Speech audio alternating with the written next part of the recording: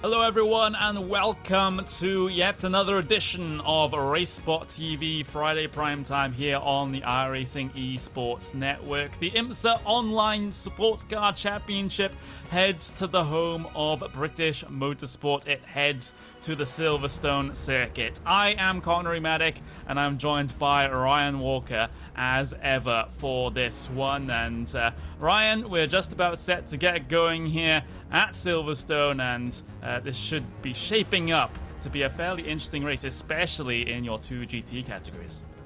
Yeah, absolutely. The new Silverstone track, I have to say, it's an amazing track and a multi-class race, and it's been great to watch from what I've seen, and I think tonight will be no exception. We are early in the morning here. You can just see it through to the orange in the sky behind our scenic pictures. You can see track temperature has not climbed all that much just yet. It's at 18 degrees Celsius at the moment, 14 kilometer an hour winds. So that's the state of play here in terms of the weather for this one. And there's the schedule up on screen. Last race in April here at Silverstone, and then we head to Mid-Ohio, we head to Sonoma, Road Atlanta, Circuit Gilles Villeneuve, and then we'll have a finale at the end of May at a street circuit at Belle Isle. So that will be a really, really interesting predicament, and certainly cannot wait for that. But Silverstone on the cards for this one, Ryan. You already said it's fantastic circuit. We may be slightly biased due to the fact that we're British, although if I said Knock Hill, Ryan, you'd probably be overly excited for that. Oh, absolutely. Knock Hill was one of my favourite tracks, and not just because I'm Scottish, but just the nature of the track. It's absolutely fantastic, and also Silverstone, just due to the nature of the track and high-speed corners, or it's got a mixture of corners with high speed and slow speed, so it's everything that you want on a track. Yeah, Knock Hill is not confirmed. Let's just say that, everyone. I'm just making a bit of a joke. But we are just a couple of minutes away from the end of qualifying. And unfortunately here in this one, Ryan, we only have two drivers that had signed up to the prototype class. So unfortunately, there's not going to be much to talk about there. But if we ignore that fact and look at our two sort of bumper GT fields here in this one, we got 19 GTLMs signed up, and we also have that 16 GTDs. So it's going to be quite a bit of interesting action in those two classes, that's for sure. Absolutely, and just looking at the names in the GTLM class, and yeah, you've got the likes of Patrick Heinrich and Govan Keeney, and you've got the likes of real-life driver Daniel Juncadella as well, and further back in the field you've got Kelvin van der Linde as well. So the drivers that are worth keeping an eye on, and always seem to be right up at the front. Yeah, this GTLM field is pretty insane. Alexander Wolters, Nathan Lewis, Andreas Joachimsen's in there as well. Jorge Blasco Valls are signing up for this. So, a lot of drivers here today. You got Patrick Henrich as well, also in that GTLM class. So that's going to be an interesting predicament into this one. Very fast drivers indeed, and the times in qualifying are so close. We'll get those up in about 15 seconds time once the race session gets engaged here. But well, we can see the times at the moment, Ryan, and yeah, there's not a lot to separate these drivers. Yeah, just look at the times as well, but in GTLM and GTD, the times are really close, and I think it's going to be, around this track, it's going to be a really close race, and picking a winner is going to be so hard to predict. It is. So without further ado, we will get our starting grid here at Silverstone in the IMSA Online Sports Car Championship. Those are the only two prototypes that signed up to this race, Tim Graven and Malik Doyer. Well, front row regardless of where he qualified there in that class. Meanwhile, GTLMs, it's, well, very difficult qualifying for a lot of drivers in this one, considering the caliber of drivers. Patrick Henry, pole position. Alexander Wolters in P2. Govan Keeney in third place. Daniel Juncadella in P4. Nathan Lewis in fifth. Andreas Joachimsen sixth. You have Nicholas Varone starting in seventh here today. Kelvin van der Linde in P8. in a GTLM class. You got Matteo Ugolotti, Lawrence De Rick, Giuseppe Moya, and Jonas Bodin, bringing things down to the 12th spot on the GTLM starting grid. Ishmael Martel, Jorge Blasco-Valls, Dmitry Korfanov, and Samuel Gorana bring things down to P16. And then at the very rear end of the GTLM class, Barry Morrison, Graham Sanders, and Massey Milanek there, bringing things down to P19. In GTDs, it looks like this. Ariel Bernardi starts in pole position. Lucas Russell on that front row. We see Santi Frian and Jon Olikainen bringing things down to P4 on the GTD starting grid. Efkan Berkaya, you see Iago Rosado, you got Raul Monraba and Luca Bencoletto cycling back into P8. Mark Fletcher starts P9, Andrew Brown in 10th, Christopher Roberts in P11, and Arjen van Putten in P12. Ashley Beard starts in 13th. We see Michele Soncini in P14. P15 goes to Louis Coutillas and Donny Titsgat there in P16. So that is your GTD starting grid, and well, 37 cars will take the green flag at Silverstone here today. The prototypes are already off and away. Behind that Porsche pace car, there's Tim Graven, there's Malik Nadoya. It's a 1 versus 1 duel in the prototype class in this race. Anything but in those other two classes, though. You can see them file through at the very back of the picture as they'll head their way through the chicane towards Club Corner to try and get this race started. And well, Tim Graven, he's basically gone already. We're green flag racing here at Silverstone in the IMSA Online Sports Car Championship. There's the GTLM class heading their way through for their start. They're all largely single file already, with Patrick Henreich leading the way in towards turn number 1. Van der Linde and Verone were side by side back in the pack as they try to settle their differences. GTDs, though, they're heading their way through here at the moment, although I see a spin in the GTLM class that might affect this, because Giuseppe Moya has had an off here. He rejoins the circuit in that Ford GT, and now you can see the Audis, you see these GTDs get stacked up with GTLMs that have had problems coming through the first sector, which is not ideal, right? Absolutely not. It's not what you need on the first lap, and several cars having issues. In the background there was a GTD car spinning into the wall, but at the moment in GTLM it's Patrick Heinrich closely being followed by Goa Van Kine. Yeah, it is. There's a couple of the cars that have had problems. This is one of the GTDs. Christopher Roberts just spinning it, coming through onto the Wellington straight, and he gets cycled all the way to the back of the GTD field. He's going to be locked onto the back of one of those cars that's also had problems. That's Louis Coutillas that he is currently trying to fight with right now. But back towards your GTLM field and back towards the front of it as well, there's Jun Cadella. We're riding on board with him at the moment. Started P4, remains in P4, and you can see that Govankini, Alexander Voltas is ahead of him, Govankini further down the road, and then you see a race leader of Patrick Henreich leading the train around. Juncadilla might be able to capitalize on this bad run from Voltas through the corner, but not going to. There's a slowdown penalty for Lucas Russell, though, on the way into start.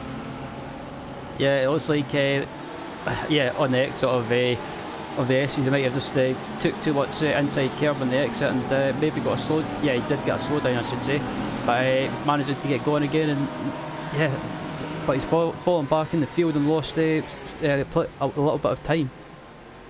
Yeah, he has, and you can't really be taking those slowdown penalties early on in the race, especially on the first 1 or 2 laps when they're so much more potent than they are once you have a couple of laps under their belt. That's just how the slowdown penalties have been designed here on iRacing.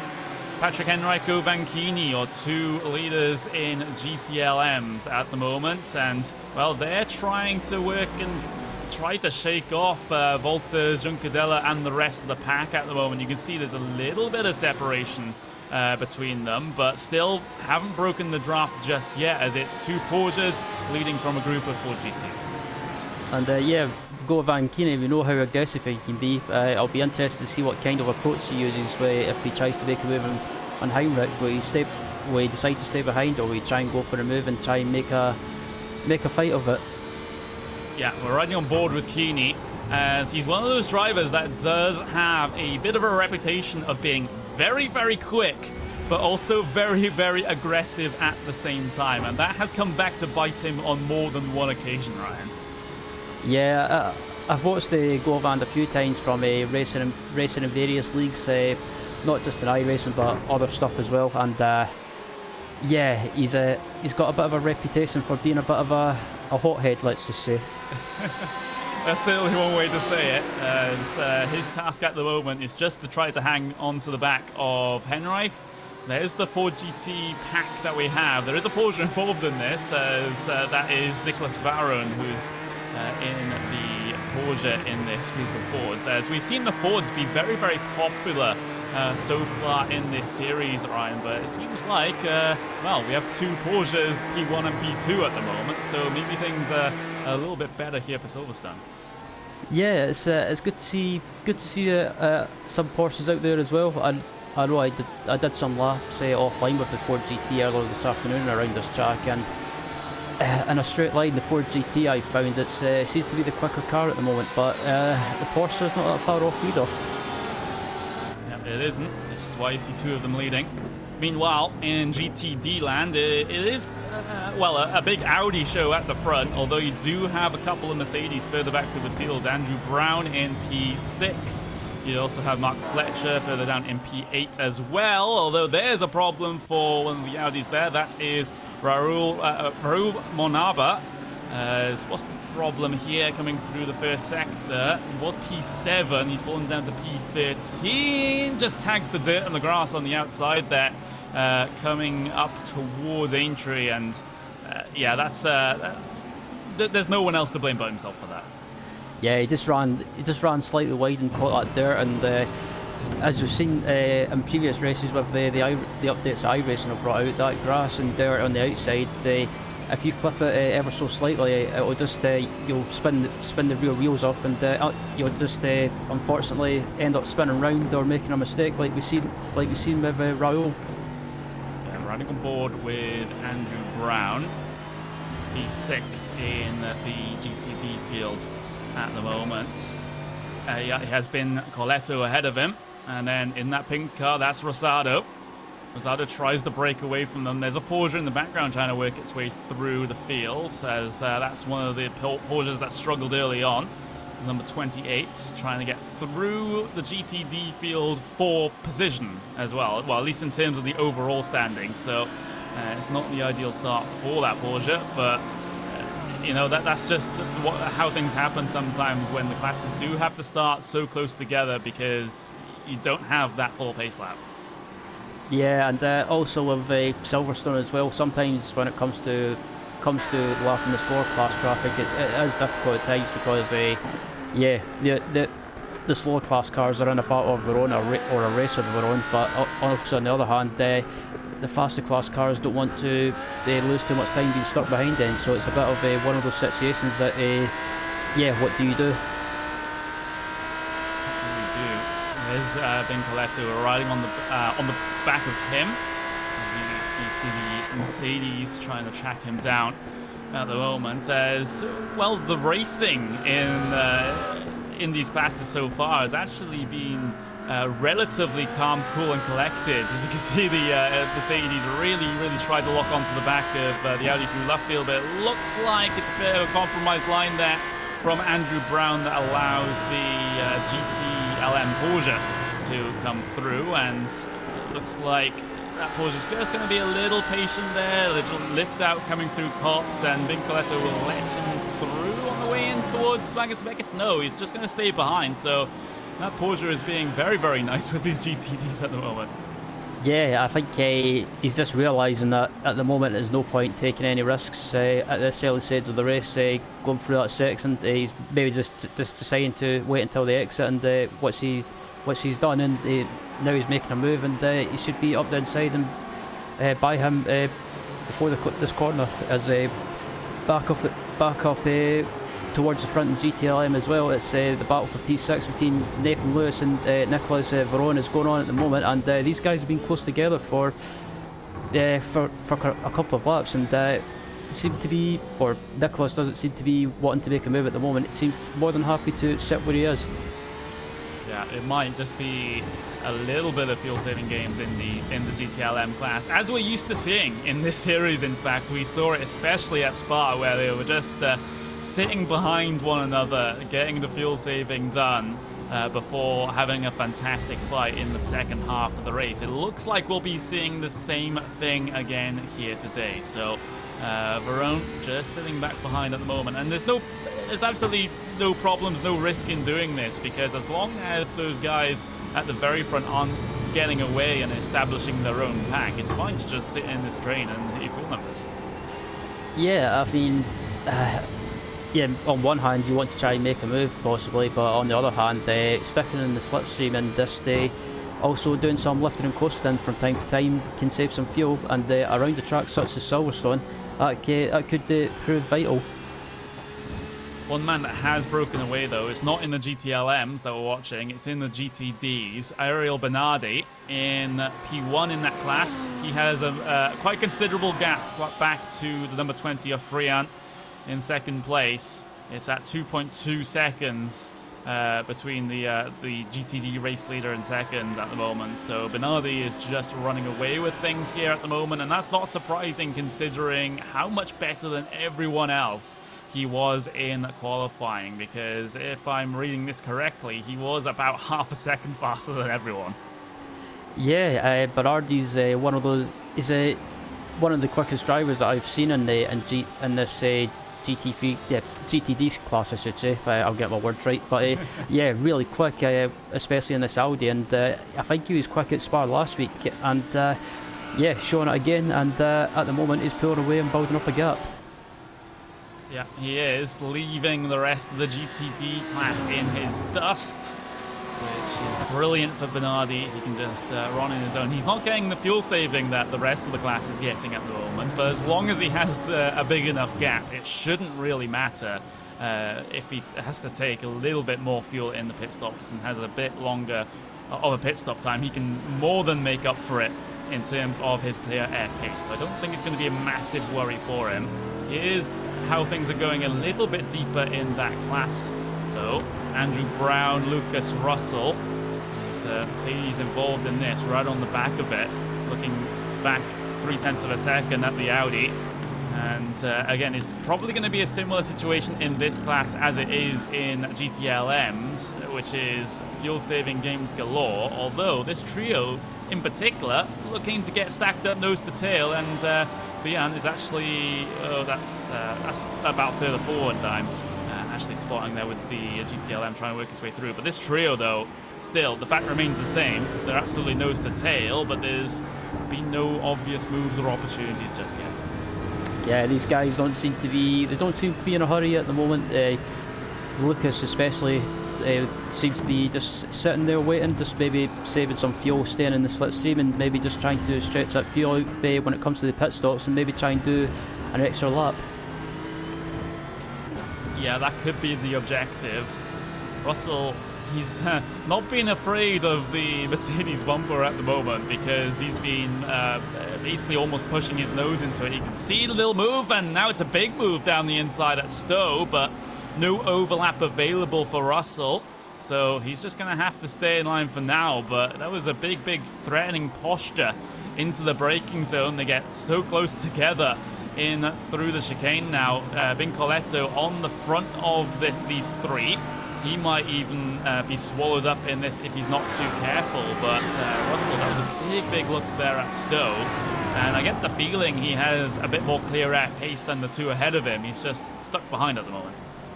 Yeah, I thought he would have stayed behind for a bit possibly, but yeah, I think judging by his pace, his lap times even, he seems to be the quicker car at the moment. Russell down the inside, Aintree can't quite get it, as that was through the loop. Now is Aintree on towards the Wellington Straight. But yeah, that's a very close affair. We also had a look at P2 as well, because Frian and Ollikainen almost had a bit of a scrap in through the first sector, and you can see Olikainen just going a bit wide there, coming through left field. He can take a late apex though to try and recover things. There's that secondary pack as well in GTDs. Brown has a bad run coming off of left field. This might give the opportunity to Russell in towards Stowe. Look how close they are coming through Woodcut. That is absolutely ridiculous. Russell to the inside at Cop's corner then, too wide through here. Can the Audi get through? Yes, they can. And that was helped somewhat by Brown, because I believe he lifted out a little bit on that outside. Yeah, it looks like Brown just decided not to fight Lucas too much, and just allowed Lucas through and gave him enough space for both of them to make it through. And luckily, both of them did manage to get through. And Lucas at the moment is pulling away. Yeah, so it looks like his pace at the moment is slightly quicker. There's GTLM. There's the race-leading gap. So Henrich, for all intents and purposes, you can say that he's dropped Govan Keeney here, and now Keeney has to really focus on behind him, because Volters is close again, Juncadella is there and thereabouts as well. So Henrich basically trying to do his best Bernardi impression, albeit in a separate class, as trying to gap the rest of the fields. And those 4 GTs, they're still pretty quick, so that Porsche does have to be careful. Meanwhile, I saw in GTDs, Ashley Beard and Efkan Berkaya had a little bit of a moment. There they are, up on screen. It was a close affair coming out of left field. We'll get to see it. There we go, Audi right, locked on. Oh, it's through club, excuse me. Oh, there we go. That's a big old slide for that Mercedes. And Berkaya gets through in the Audi, but that was quite a moment for Beard. Yeah, that would have woken up Ashley Beard and maybe made his heart rate go up a little bit, but he managed to hold that. And yeah, Ashley Beard, another driver that I've watched a few times as well in various leagues, and I remember racing against him in the Monday Night Skippy League probably a couple of years ago, or a few years ago at least. And yeah, he's definitely improved on iRacing, and on his day he's probably one of the quickest drivers out there, or certainly quick anyway. And well, towards the mid to rear end of the GTD field at the moment, but he has gained 2 positions from where he started, so at least that's positive signs for Ashley Beard, as he works to try and make even further forward progress in the last 30 minutes of this race. Remember, we do have one scheduled stop in this race. It will be for fuel only. No reason at all to take tyres here in this one. There's Russell and Bincoletto on the way into Stowe. So Russell, another pass to his name. He'll get promoted up into 5th place. Bincoletto didn't, again, really fight that. So maybe Russell a little bit out of position here, and that will be an absolute fact, considering he started about 3 places higher than he is right now. So he's really struggled here early on, but he's clawing his way back. Yeah, it seems to be excuse me, it seems to be since he's got past the slightly slower cars that he's picked up his pace, and at the moment he's actually really on a roll at the moment, and I wouldn't rule him out if he keeps it together and just keeps out of trouble, and especially after the pit stops. I wouldn't rule him out of possibly finishing on the podium.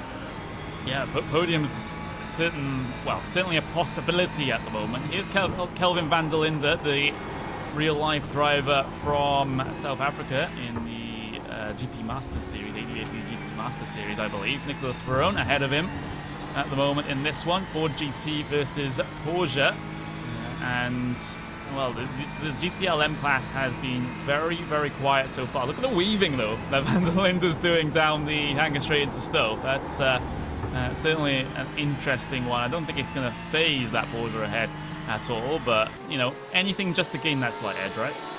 Yeah, absolutely. Just trying to show his competitor in front of him that he's there, and just maybe trying to not make a move, but maybe just trying to play that psychological game of maybe just trying to unsettle him, and yeah, just anything to try and get his competitor to make a mistake. But back up at the front at the moment, leading overall, it's still Tim Grieven. Actually not been challenged that much, and he's not pulled away that much either. He's only about 2.6 seconds ahead. Yeah, I mean, the only 2 cars in the Daytona Prototype class.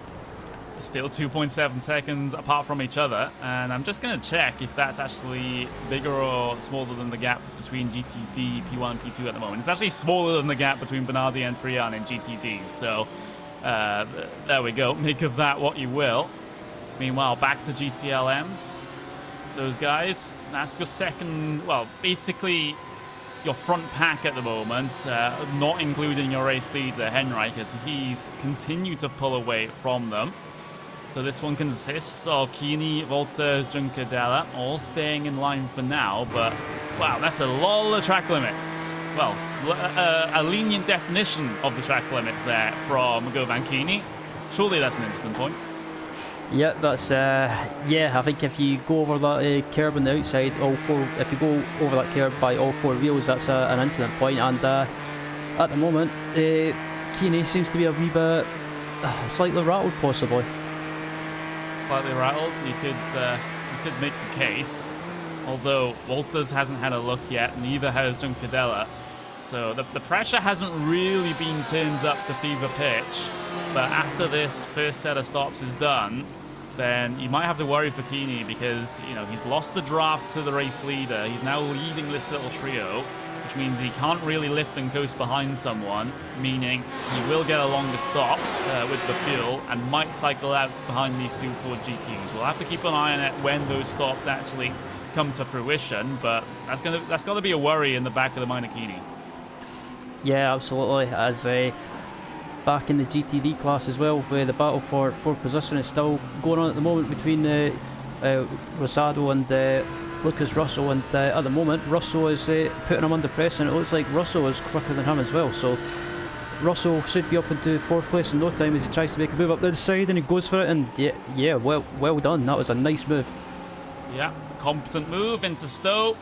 And that is Russell up into P4. So he's on a bit of a charge gear at the moment. He's setting very, very quick lap times indeed. That last lap time was actually 3/10 of a second faster than what Olli Kainen was able to manage 4 seconds down the road. So Russell, if he continues on this pace for the last 24 minutes of this race, then he can certainly be in there and in with a shout at P number 3. But meanwhile, GTLM, because I just saw Wolters go off, I believe it was, or Juncadella also having a scrap. We'll get to see it soon, I believe, but I think it was into the first turn. No, it was into Copse Corner. Oh, wow, traffic. Yeah, big issue with the traffic. See, Wolters actually weaving before Copse Corner to make sure that Audi knew he was coming. And then, well, through Copse Corner, I mean, in a way, I think that's still Wolters' fault because you can't expect the Audi just to get out of the way, especially through a high-speed corner like that. Yeah, I mean, the Audi was in front and had the line as well, well before the corner. So Wolters, I have to agree, it was partially his fault. Or it was his fault completely, and just a bit of impatience on his part. Yeah, the blue flags in iRacing, they're advisory. You don't have to move heaven and earth to get out of the way if you're the slower class. You can just hold your line, hold the racing line through these corners, and don't make it difficult for the faster class to get past, but you also don't have to open the door wide open and let them through with welcoming arms. But Alexander Wolters actually down onto the pit lane, so he might have had a bit of damage from that. So he results in the first GTLM car to actually come down towards pit lane. So it means that the running order in GTLMs is Henrik, Kini, Juncadella, Joachimsen now. And I'm actually seeing Kini actually start to close in on Henrik, because that gap is now within a second. And you can see, again, other things very close in the mid-pack of GTLM as well. Yeah, and I'm just watching this battle in GTLM as well for fifth position. It looks like Nicholas Verona's trying to go up the side. Can he get the move done? Yes, he can. Yeah, easily done there. And continues on his way in towards Magnussen Beckett. Not a problem there, I would have thought. But, you know, the complexion of this GTLM class has changed just a little bit with that instant, with Wolters still on pit lane. He's been down in there for 1 minute and 20 seconds at the moment. There's the weaving. Look at that, down the hangar straight. Verone, Kelvin van der Linde, Nathan Lewis, all involved in that. As van der Linde really now piling on the pressure onto Nicholas Verone. Doesn't have quite as much spacing. Look at that. There's just only a meter or so between them through the apexes there. And van der Linde maybe trying to look to get this pass done before the schedule starts. Yeah, it looks like Kelvin's quicker than Verone at the moment, possibly. But in a straight line, it seems to be Verone has the slight edge on straight line speed. So it's just making it difficult for Kelvin to try and make a move. And I think the best move, or the best chance for Kelvin to make a move is possibly when the pit stops start to begin. Yep, there we go. Matteo Ugolotti on towards pit lane. We see Barry Morrison and Giuseppe Moya in the pits as well for GTLM. And off and away. There we go. Around about 10 seconds. That's stop there from Matteo Ugolotti. Giuseppe Moya marginally worse in terms of the pit stop time, 11.5. Barry Morrison at 10 seconds. So there we go. Those are around about the times that we would expect in GTLM. And, well, maybe a sign of more to come, considering the pit stop window here. Yep, and as an overall leader, Tim Grieven is into the pits as well. Yeah, here he is. So, Daytona Prototype pit stops, but there's only going to be 2 of them, so it's not really much of a big topic. Back to Verone and van der Linde, though, because they got getting close through Maggots and Beckett's, and Kelvin van der Linde might be able to make something happen into Stoke here. Look at that, they're all over the circuit down the hangar straight, and flashing the lights as well. Van der Linde's not too happy about what's going on here. But he's still not been able to get past, and, well, has had slight opportunities here and there. And there we go, diving on towards pit lane. He's not going to get held up any further. Yeah, I was about to say as well, it might be worth Kelvin diving into the pits if he's being held up slightly by Nicholas, and I think that's what he's decided to do. Try and go for the good old-fashioned undercut.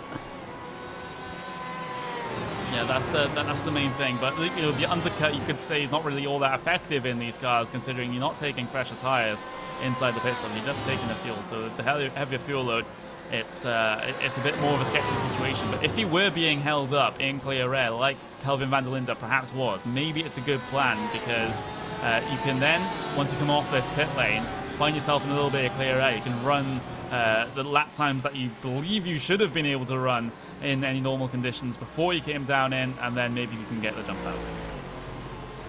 Absolutely. Back in the GTLM class as well, this battle is still going on as well, and this battle has been going on for quite some time, so I think this is another battle that's going to come down to the pit stops as well, who can get the best pit stop, and also the best pit entry and the best pit exit. So yeah, all those things are going to be a factor. I'm seeing Patrick Henry. He's in P4 now, but has not taken a pit stop. So something has happened to Henry here, and I wonder what it could be, because he cycled out ahead of he had a spin. I believe this is through towards the start of the first sector. We'll get the replay up. Solo car incident. Car just broke away from him, and Henry goes for the spin. There we go. We get to see it. We'll let this one run through, as that's a massive error from the driver of the number 2. First corner's fine. Second corner, very much not fine. And takes a spin towards the left-hand side there, but thankfully, not into the barriers, not into another car, so he can keep going. But that does mean that Govan Keeney is now your race leader. Yeah, that was unbelievable. Yeah, this looks like that was a bit of a weird one. It looked like Patrick just might have just...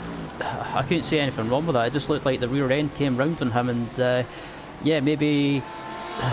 have maybe just... I don't know what happened. Maybe just took not too much speed, but that was a weird one. Yeah, it is a really weird incident.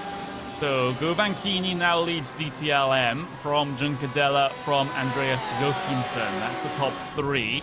Then you have this car, Patrick Henreich, who had that spin, being followed closely by Nicolas Verone and Nathan Lewis a little bit further back in the picture as well. But yeah, that's got to be a tough one for Henreich because, yes, Keeney was starting to close in on you over the last couple of laps, but I wouldn't have thought for a driver of Henreich's caliber that he would have cracked that quickly. Yeah, it was just... I mean, I've watched Patrick a few times in the past, and he's not a driver that makes that many mistakes, so to make a little mistake like that, it's a bit strange. So yeah, like you mentioned, he might have been feeling the pressure a little bit from Go Van Kiri and just cracked a little as GTD leader Bernardi is in the pits. But the thing is, Ryan, wouldn't you spin out of fear if Keeney was in your mirrors? That's the question you have to be asking yourself. Yeah, the GTD cars are starting to pit. I'll come back to that question, but yeah, the GTD cars are starting to make their pit stops as well. And a quick answer to your question, I would probably brick it. Look at all those GTDs though coming off the pit lane. Ollie Kynan did decide to stay out, so he will lead for a lap here at Silverstone in the GTD class. Bernardi, of course, was one of those cars that came in, and Ollie Kynan is actually the only car that stayed out here. Is the only car, or the only Audi, no matter what, is still out there, and he's been able to push the fuel longer than everyone else. I'll have to wonder if it's maybe a little bit too much. I'm just going to go with my own view on the onboard to see if he's lifting and coasting massively, but he seems comfortable. Yep, so yeah, looks like he's managed to stretch out the fuel when everyone else has been pitting, and he's done a good job of that. So it'll be interesting to see if he does come into the pits at the end of this lap, and will he peel to the right? It looks... Yeah. No, yep, into the pit lane he comes. Yep, so there we go. Ollie Kynan on to the safety of pit lane. And that will mean that your GTD pit stops have been completed. So everyone in and out across 2 laps. But in GTLM, it's a little bit more of a complicated situation considering the pit window is relatively wide. So we've already had Ugolotti, Van der Linde, Bodin, Barry Morrison in. Sepp Moya also has come down in over the last couple of laps, but we're still yet to see Keeney in. We're still yet to see Junkadella and Joachimsen. These are some of your front runners. Still haven't seen Patrick Henreich decide to head down onto the lane just yet either. Although just as I say that, Keeney decides to head his way in from the race lead in GTLM. As you see the lapping procedure there going on between the GTDs and the GTLMs. More GTLMs on towards pit lane. And that's actually your top 4 cars, top 5 cars, top 6 cars coming down. Yep, so yeah, all these guys are all seem to be on the same strategy and deciding to pit now, and yeah, I'll be interested to see where Keeney comes out if he manages to retain the lead. But yeah, I was unfortunate for Heinrich after that mistake. I think he could have possibly came back out in the lead after the pit stops, but don't rule him out of finishing on the podium still. GTLM pit party then. So we did see a couple of early stops from around about 5 or 6 cars, but everyone else in the class has now decided to come in. Go Van Keeney off and away first. Junkadella is going to be quickly in tow because he had to take a much shorter pit stop, did Junkadella, so he's really been able to cut down that gap, and that's mostly because that Keeney, he's basically been running in clear air for the entirety of the first stint. He hasn't had the opportunity to be able to fuel save. Meanwhile, the battle between Van der Linde and Verone, it still rages on, and Van der Linde wasn't able to get the jump in the pit stops, and Verone gets out ahead of him, so now he's going to be even more frustrated. Yeah, I think the frustration on Kelvin will be building up now because he knows he can get by Verone, but it's just a matter of trying to pull the move off and trying to get a good run as possible. So yeah, this battle is going to go right down to the wire. We've got about 12 and a half minutes left. Yeah, it is. So, well, 12 minutes and 30 seconds remaining. Pit stops for all 3 classes have been completed. There's the flashing of the lights again from Van der Linde. So obviously really frustrated behind the wheel at the moment.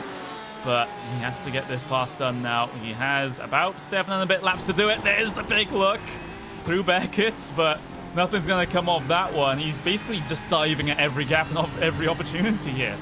Yeah, and I think it's just a matter of time before Kelvin tries to make a dive up the inside, even if he gets close enough. But just as I was talking about earlier about straight line speed, Nicholas is just pulling away slightly in a straight line, but under braking it seems to be Kelvin can close that gap back up.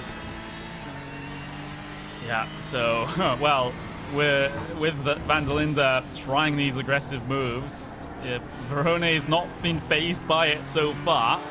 He's just kept him, well, running his own line. Yes, he's been trying to break the draft coming down these straights, but, you know, apart from that, he's you know, kept himself on the racing line pretty well at the moment. Not been scared that Van der Linde is having these big looks here and there. Another opportunity in towards turn number 2. The door's been left open there by Verone, but Van der Linde didn't sling it down the inside as they go through this first sector. Van der Linde didn't get a great exit there off the loop either, so he's going to be compromised all the way down the Wellington straight. There's an Audi that spun, and that's Santi Frian. That's one of your leading GTDs there. At least was in second place. What's happened to him? Yeah, it looks like he just lost it. Wow, that's a big impact there with the inside wall. There's a bit of miscommunication with the other Audi here. We'll just get to see it as we'll get them through Luffield. It's the exit of Luffield that's the problem here.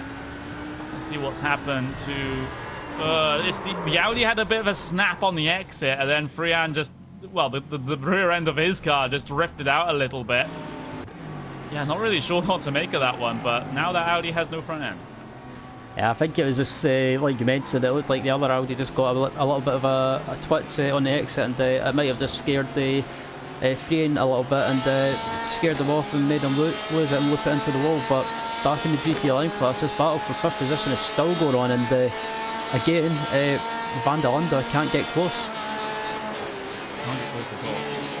Meanwhile, hello Legit Skull, who's a person in the chat right now who's considering getting iRacing, and I'm seeing you guys being very, very helpful with regards to that. So hopefully you subscribe to the service, iRacing.com. There we go, there's my plug.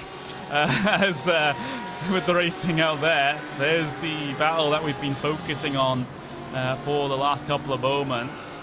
There's a BMW in this one as well. We haven't seen the BMWs too often yet. Jonas Bodin behind the wheel of that, as he looks to try and get a top 10 finishing position here. But the BMWs recently, Brian, they haven't really been favoured, have they? Yeah, they've not really... It's still something's happened, Yeah. I believe. Yeah, I just saw de Linde again just go for a massive look on Verone. He's really, really just trying to go for every single opportunity, but none of these are coming good for him.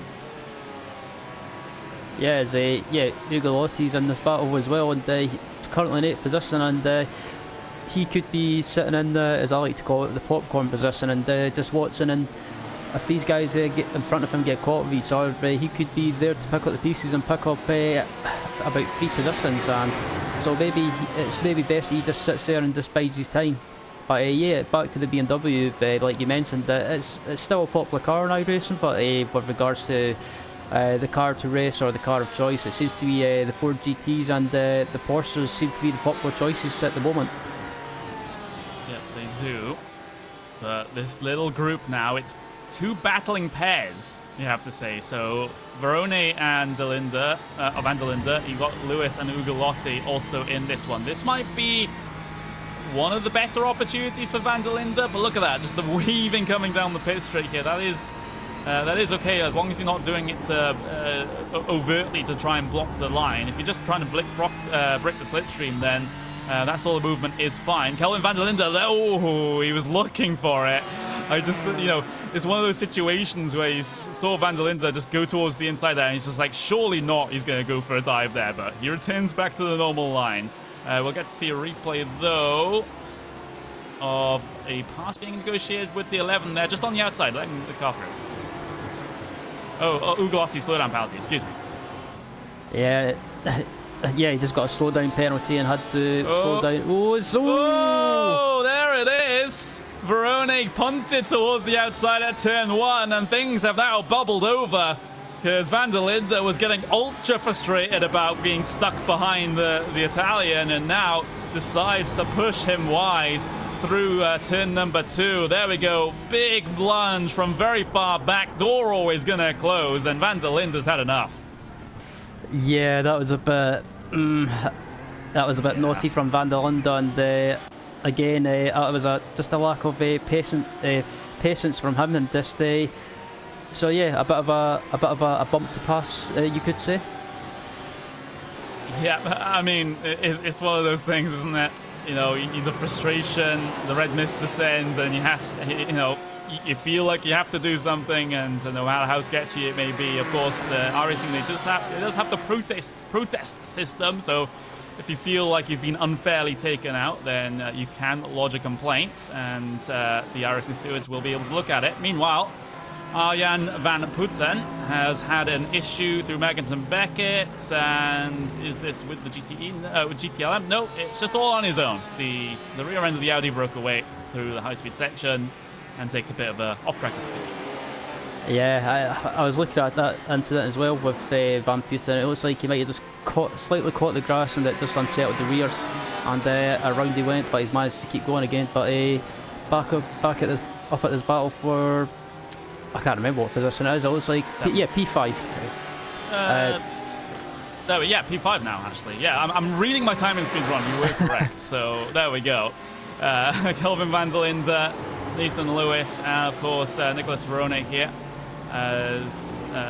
It's battle for P7 overall, so we're both right. Whoa! Nathan Lewis late on the brakes. Van der Linde's held on to that somehow, but maybe Nathan Lewis has seen what's happened here between Van der Linde and Verone, and is giving Van der Linde some of his own medicine. Yeah, absolutely. That was a heart and mouth moment for Nathan for sure. I'm amazed that he managed to avoid Van der Linde, but he's got the run in Van der Linde, and he's going to try and go round the outside, but Van der Linde's wise to it. Yeah, tried around the outside of Brooklands into the left field now. It's a big old battle now, because with Verone, he's still in this. So despite getting pushed wide through turn 2 a couple of laps ago, he's still in this train. Jorge Blasco-Vals is there and thereabouts as well, so this still has the potential to get even more dramatic between all of these drivers. Van der Linde simply hasn't been able to pull away at the front of this group, so the tow is keeping everyone in touch, and in some instances literally so. Yeah, and this has turned into a 5-car battle now, so we've got several, 5 cars in this battle now, and yeah, it looks like Van der Linde, I thought he would have pulled away now, but he's starting to cause a bit of a train behind him. Yeah. Well, there's been a lot of fighting in this pack, so it's gonna slow them down and allow others to become 3rd, 4th, 5th parties in this. There's a spin inside the final chicane, though. Mark Fletcher's around. So the GTDs have really had major problems keeping hold of their cars in this race. Oh, down the inside, one of the Audis, door shut. There we go, spun round. Mark Fletcher stranded in the middle of the chicane. As that's Efkan Berkay, that was the Audi in that one. But there we go. There's the Van der Linde, Lewis, Verone, Vals battle now at the moment. Ugolotti, you can still count him in this, as Nathan Lewis tries to find some line around Van der Linde, gets so close back to the back of his fellow Ford GT. A bit of snap oversteer off the corner as well might gift Verone an opportunity coming into Brooklands this time. You can see him sitting inside the slipstream now. The Porsche, will it dive down towards the inside here? Well, Lewis had thought about defending the move. There's the lunge, though, from Verone. He's back up into 6th place now. And Lewis and Blasco-Vals were dueling coming through left field. They still are. And Ugolotti might take this as an opportunity for himself as well, as he tries to find the inside through the exit of left field, but going to be unsuccessful in doing so. They're still all stacked up together, coming down across the old pit straight. A little look to the inside for Ugolotti into Copse, but that's not really an opportunity that you can go for. But yeah, this is, well, we might even end up getting Van der Linde versus Verone Part 2, as Luca Bincello has had a problem. Yeah, and he has to be careful because this battle in GTLM is catching up to him quickly as he comes back on the track, and he has to be aware and keep an eye on his mirrors. But yeah, this battle in GTLM is absolutely fantastic to watch, and we've only got about 2 minutes left in this race, and at the moment it looks like Van der Linde has managed to just make a little bit of a gap. And I'm seeing the GTLM lead gap coming down to within a second now, so that might be a thing. What also might be a thing is P2 and 3 in GTDs, so all of a sudden these battles are arriving just a couple of minutes before the end of the race here, so lots of action to try and keep focused on. We will definitely try our best, but you can see Ollie Kynan and Russell in that battle. You can see this big old group coming towards Copse Corner. Battle for P5 in GTLM is still in a big question at the moment between all of these cars, all looking to try and get themselves involved. Verone try and go down the inside of the GTD traffic. Lewis almost making contact with the GTD traffic, as they're all getting their involved. Ugolotti did gain the position over Blasco Vals, and he'll get the pass done on the GTD coming into Brooklyn. So everything's being shuffled here in this pack. Yeah, and yeah, so this battle is basically starting to kick off in the the later stages of this race, or by the closing stages of this race. As I try and get my words right, it's just been so hard to keep up, but it seems to be as the leader's on the last lap as well, Conroy. Yeah, he is. So Tim Graven, we haven't had the opportunity to talk about the Daytona prototypes because there are only 2 of them, and they've been steadily getting further and further away from each other. So there we go. That's the situation there. Well, I don't think the GTLM race lead battle is going to be a thing by the time this race is done, despite Juncadella's best efforts. Meanwhile, you can see this battle for P5 in GTLM may very well still be a thing, although Van der Linde is trying to break away from this one. In fact, has a quite healthy gap over the rest of the pack, so it might end up being battle for P6 instead. In and amongst these drivers, as time will expire in just a couple of seconds' time. Tim Graven, he's heading his way through the Magnussen-Beckett section now, so it won't be too long before he heads his way across the line to take the race win. But we can keep an eye on this battle. We also could potentially look at Ollie Kynan and Russell as well for P2 in GTDs. That might be a thing by the time this race is done as well. They'll actually get 1 extra lap coming across the line, so there we go. That's the situation there. Tim Graven, though, in towards the final chicane for the final time. He didn't have a lot of competition. It's been a bit of a Sunday drive for Tim Graven considering the 2-car field. So Tim Graven through the final corner of Club, and he will come across the line to win overall here for Simsa Esports. There we go. And, well, it's going to be one of the easier wins that he'll get in this season. I'm having a look at where GTD race leader is. They're coming through Magnussen-Beckett. There's the battle for P6 in GTLM. That's still all stacked together with not much really separating them. They're dealing with a lot of traffic, though, at this late stage in the race, which is really making this pretty complicated. Andrew Brown trying to get out of the way, and will eventually do so, allow Blasco Vals to head his way through. There's GTD race leader. There's Ariel Bernardi, who's not had, well, a lot of friends at the front of the field. He's just run away from all of them and established the gap early on and able to keep it on the grey stuff. Across the line he goes to win in GTDs, and in GTLMs they're coming to the end of their race right now. Govan Keeney coming through the final sector here, and he will be able to come across the line to win in one of the most competitive classes that we've had here today. Govan Keeney wins in GTLM, Juncadella in second place, Joachimson in third, and then that battle comes through the final sector as well, but it's going to be a calm end to what has been a frantic race for them. So Van der Linde comes across line in fifth, Verone in sixth place there. So there we go, a bit of a calm end in terms of that GTLM battle, Ryan, because we were expecting that to be side by side all the way to the end. I think the traffic got involved a little bit too much and kind of messed with things. Yeah, a little bit, and but overall though, I think that that was a fantastic battle to watch, and it just proves why the GTLM and GTD classes always provide competitive and close racing. Yep, they really do. Here are your official race results for this round at Silverstone. There's your Daytona Prototype class. I can go through it very quickly. Tim Graven, Malik Toya. There we go. Moving on to your GTLM class. Govan Kini wins by 0.8 of a second over Daniel Juncadella. Andreas Joachimsen, very quiet race for him despite everything that was going on around him. He comes home on the third step of the podium. Patrick Henreich leading early on, but after a solo error, drops down into 4th place. Kelvin van der Linde, he was involved in a lot today, and a lot of frustration on the part of him in this one. He does come home in P5, Nicholas Verone in P6, Nathan Lewis P7, Matthew Uglotti P8, Jorgo Blasco-Vals in P9. Lawrence Durick will round out the top 10 in GTLM. And then the rest of the field in GTLM, you see Jonas Bodin, Barry Morrison, Giuseppe Moya, Samuel Durana, Dmitry Kofanov, Graham Sanders, Massey Milanek, and Alexander Volters. Ishmael Martel rounds out the top, the entire GTLM field.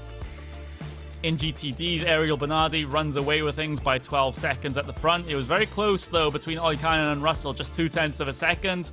But it will finish with Ollikainen on the second step and Russell on the third.